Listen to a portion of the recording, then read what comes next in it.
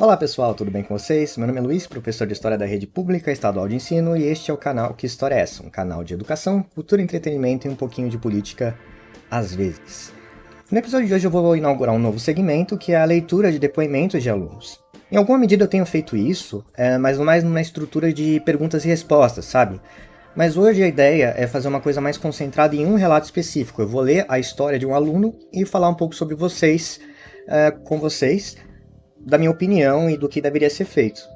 Então, aqueles que se interessarem por esse formato, não deixe de curtir e acompanhar a vinheta para saber mais. Vamos lá?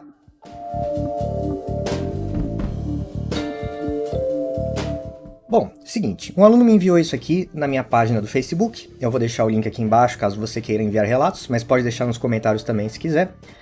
E ele disse o seguinte: Professor, eu preciso muito que você leia o que eu escrevi.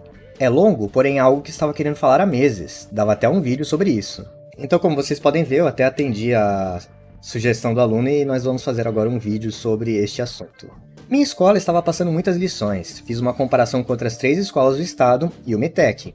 Em minha escola passava 6 atividades a mais por semana. Na época cheguei a contar em um mês 15 atividades semanais, sendo que temos 11 matérias, contando com a eletiva, somando 60 atividades mensais. E muitos professores batiam na tecla de que nós iríamos reprovar se as atividades não fossem entregues, que perderíamos notas se entregássemos depois da data, e muitos até não aceitaram nenhuma atividade depois do prazo. Isso aqui é interessante, né? Ele contou as atividades. Muitos de vocês falam, eu recebo muitas atividades, mas não sabem exatamente quantas. Continuando. E o meu professor em específico ameaçava os alunos no grupo do Whats que caso não fizesse uma única atividade das suas matérias, Biologia e Química, ele iria pedir para a escola fazer uma denúncia ao conselho tutelar. Isso me deu muito medo na época, até conversei com uma professora que disse que essa é bobeira. Questão de professores que ameaçam, né? Os professores falam muitas coisas, às vezes no intuito de estimular, né? Porque a gente sabe que se a gente não pesar um pouco às vezes, vocês ficam parados, mas alguns professores saem da linha. Por exemplo, essa questão do conselho tutelar. Só é possível acionar o conselho tutelar quando há um abandono intelectual, ou seja, quando você acha que os pais largaram de mão os estudos do aluno. Então, primeiro de tudo, quando você tem um problema com o aluno, você fala com os pais dele. Se os pais não respondem, aí sim você pode acionar o conselho tutelar, mas depois de muitas tentativas, tá? Então, o conselho tutelar é chamado quando há algum abuso ou um abandono, né? No caso, os pais não ligam para a educação. Aí aparece um terceiro e intercede na situação, mas tem muitos passos antes do conselho tutelar. Então esse tipo de ameaça é bastante leviana. Avançando. Chegando no mês 5 já não estava tendo mais saúde mental para conciliar esse tanto de atividade e as do curso técnico do Senai. Quem sabe fez, sabe a dificuldade vai aumentando com o decorrer do curso. Então ele está fazendo 2 atividades aqui. Ele tem o ensino regular dele e mais o Senai, né? Isso é a jornada de muitos alunos aí, seja o Senai, seja o METEC, seja um curso técnico qualquer, seja um curso de inglês, por exemplo, um curso livre, atividade física. Muitos alunos se dividem em várias atividades e acaba ficando mais complicado. Continuando. Até que o secretário de Educação foi entrevistado pelo G1 e na entrevista ele afirmava que não haveria reprovação. Eu gritei de felicidade e, como não estava com cabeça para continuar com as 2 escolas, saí do grupo de WhatsApp da Escola do Estado e foquei muito no curso técnico. Eu comentei um pouco disso, de como o secretário de Educação ele teve uma postura no começo de falar que ninguém ia ser prejudicado, subentendendo que não haveria reprovação, ainda que ele não falasse diretamente, e depois ele meio que mudou, é o que a gente vai ver agora. Porém, um amigo meu, 3 ou 4 meses depois, me colocou no grupo geral de volta, e a professora disse que mesmo o secretário de Educação fez uma reunião com os professores e que ele voltara atrás no que tinha dito, ou seja, fiquei 5 meses sem fazer lição. Vou reprovar? Então o secretário ele meio que pesou na tecla com aquilo que eu falei antes. Às vezes o professor e até os secretários, os dirigentes, acham que se eles não pesarem, se eles não ameaçarem, a gente não vai fazer nada. E acabou acontecendo aqui. Mesmo que ele tenha um motivo justo, ele estava muito pressionado, ele largou de mão, o que não é ideal. Então o que aconteceu é que ele mudou a postura. O discurso agora aqui em São Paulo é o seguinte: quem não fizer nada corre o risco de ser reprovado. Eu vou repetir isso, quem não fizer nada corre o risco de ser reprovado. Mas voltando aqui. E mais uma coisa, minha escola não tem aula remota até hoje. Nada de Google Teams ou Meet. Apenas uma professora disse que caso a sala tivesse dúvida, que algum aluno poderia conversar com ela, para que ela abrisse uma reunião para sanar dúvidas. Porém, isso não durou nenhuma semana. Esse é o quadro da maioria das escolas públicas, tá? Não tem um encontro com o professor. O que tem é você usar um aplicativo, como no Centro de Mídias aqui em São Paulo, tem aquelas aulas que é para todo mundo, que você não interage com o professor e depois você faz umas atividades ali no formulário. Então é uma coisa muito solta e as dúvidas vão se acumulando, né? E para quem já está acostumado, como eu com 30 anos nas costas, já fiz uma faculdade, a atividade online funciona, e funciona muito bem, até economiza o tempo. Mas a atividade online para aluno que não está acostumado é bem complicado, né? Mas voltando ao relato. Que os professores não tinham a mínima organização. Tinha professor que envia atividade pelo WhatsApp particular de um aluno para que ele mandasse para a sala toda. Outros criavam grupos de suas matérias. Depois 3 professores fizeram um Google Classroom. Depois criaram um grupo geral com todos os professores. Ou seja, muitas vezes olhavam meus documentos e tinham uma mesma atividade 4 vezes. Não temos direito de colocar a culpa no professor, muitos dependiam da ajuda de seus filhos para mexer com as plataformas, estava muito difícil para algum deles. Porém, uma parte dos professores tinha a vontade de ter uma organização, isso era nítido nas conversas que tive com alguns deles. Esse é outro problema também que acomete muitos de vocês, que é a falta de organização dos professores, que acaba virando uma falta de organização de vocês. Às vezes falta clareza, né? Onde são postadas as atividades? Quantas atividades eu tenho que fazer por dia? Por onde eu entrego, né? Porque você tem vários canais. Você tem um e-mail, você tem um Classroom, você tem formulários soltos, você tem grupos de WhatsApp e se você tem que entregar uma coisa para cada lado, acaba ficando difícil de se organizar. Ainda mais o aluno padrão da escola pública, que ele não tem nenhuma organização. Isso é culpa também de anos de falta de investimento e também dos alunos que se acomodaram. Quantos de vocês têm uma agenda onde vocês organizam os compromissos? Isso é essencial, mas ninguém faz. Mas enfim, voltando aqui. Ainda quando eu estava fazendo todas as lições, conversei com meus colegas e chegamos a uma conclusão que deveríamos entrar em contato com a escola.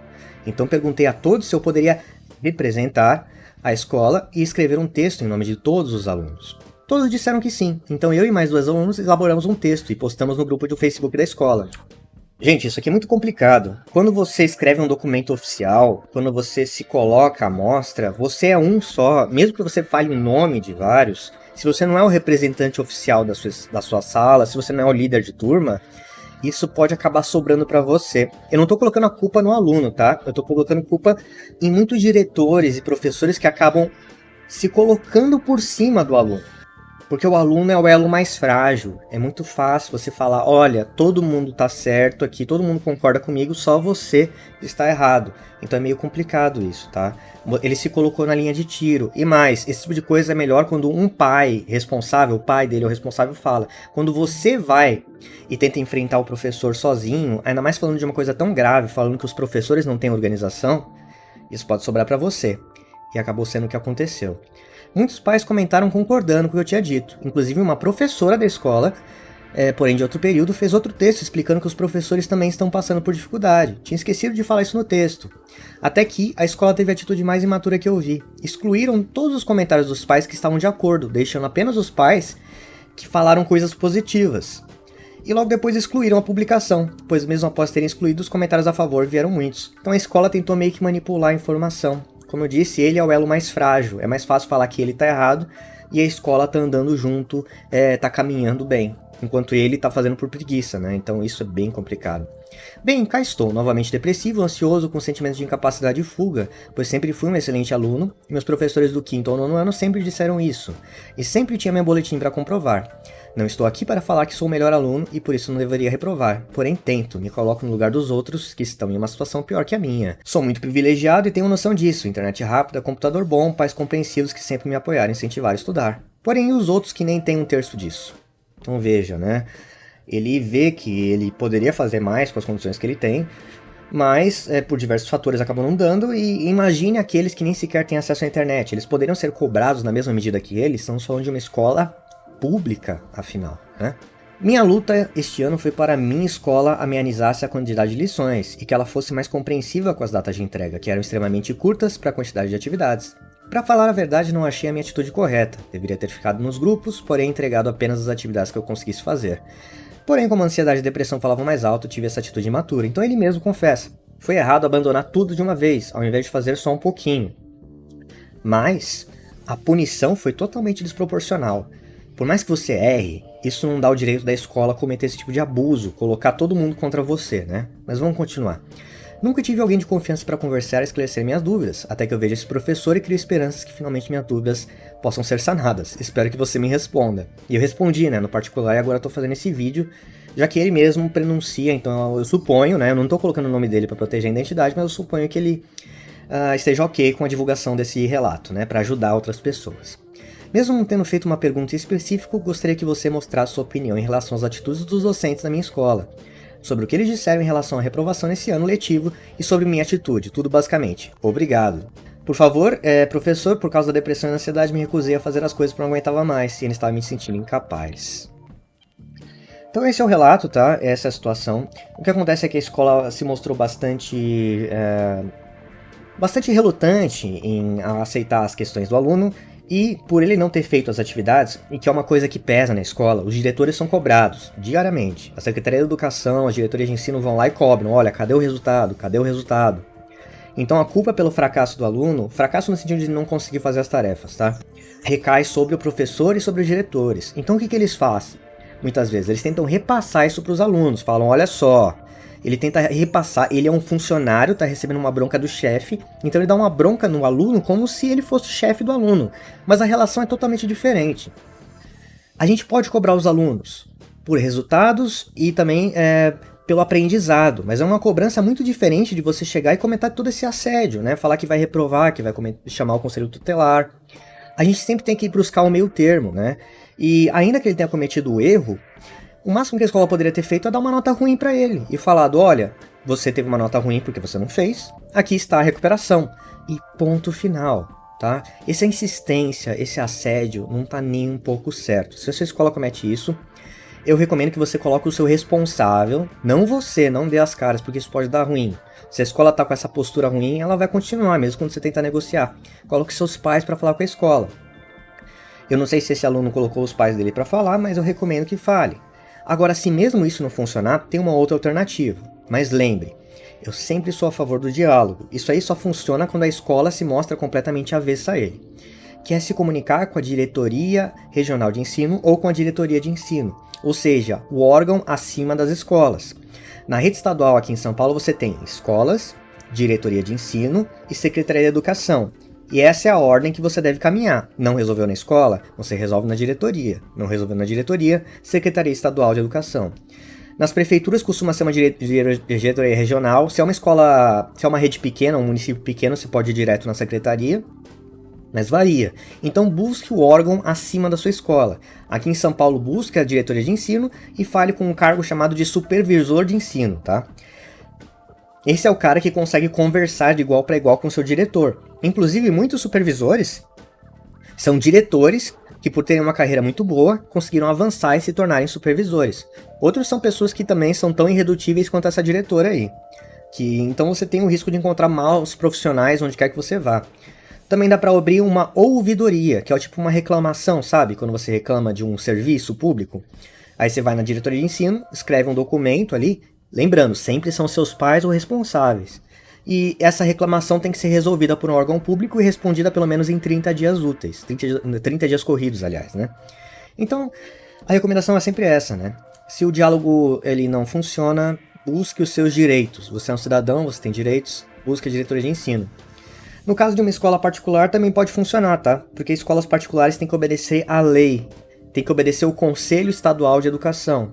Mesmo sendo um serviço particular, ele tem algumas coisas que ele tem que obedecer. Então você pode buscar a diretoria de ensino da região para falar da sua escola particular também. Mas, como eu disse, sempre prefiro o diálogo. 99% das vezes você consegue resolver isso na própria escola. Mas aquele 1%, quando você vê que não há nenhuma possibilidade de continuar e conversar, aí é necessário buscar as autoridades superiores, beleza? Bom, se você gostou do relato, deixe seu curtir, se você gostou desse quadro, né, para eu poder fazer mais. E se você tiver interesse em mandar, pode escrever nos comentários. Pode buscar a minha página, vou deixar o link aqui na descrição. E também enviar lá no privado, se você quiser algum tipo de privacidade. No mais, eu fico por aqui, professor Luiz, como sempre. E eu me despeço e desejo bons estudos a todos. Até mais.